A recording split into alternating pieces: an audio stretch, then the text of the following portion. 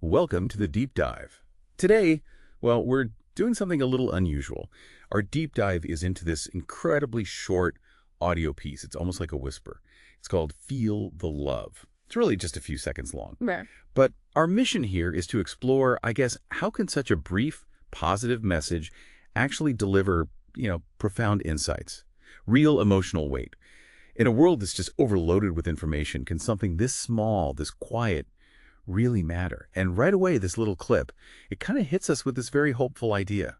Today is filled with endless possibilities. Then it gives a sort of call to action, filled with joy, kindness, and compassion. And then there's this really personal affirmation right at the end. You are deeply loved and incredibly cherished. Wow, it's a lot packed into a tiny space. It really is. And what's fascinating, I think, is that opening, "Hey, beautiful you," a direct address. It's not just, warm fuzzies. It's actually a pretty powerful psychological move. Well, in communication studies, we might call it something like unconditional positive regard, or maybe positive framing.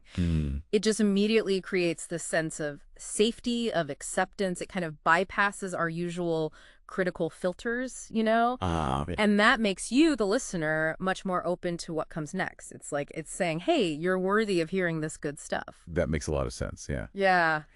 It feels personal because it sets you up positively right from the start. Yeah.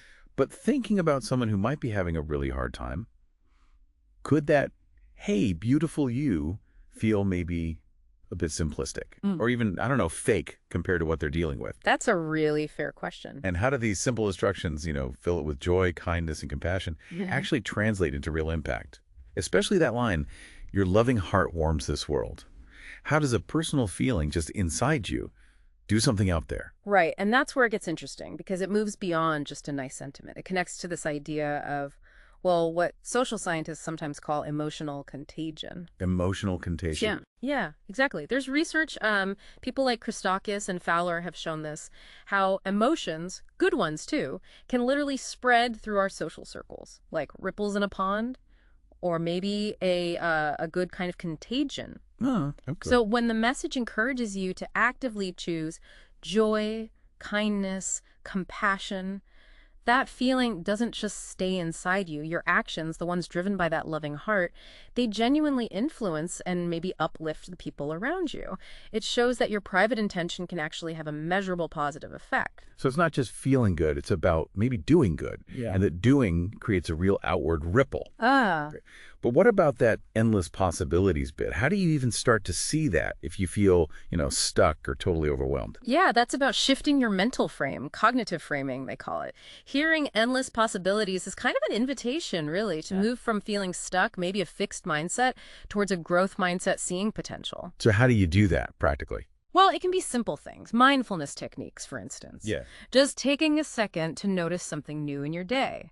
Or deliberately trying to see a problem not as a dead end, but as a challenge that might have solutions you haven't thought of yet. It's an active thing, choosing to look wider. Right.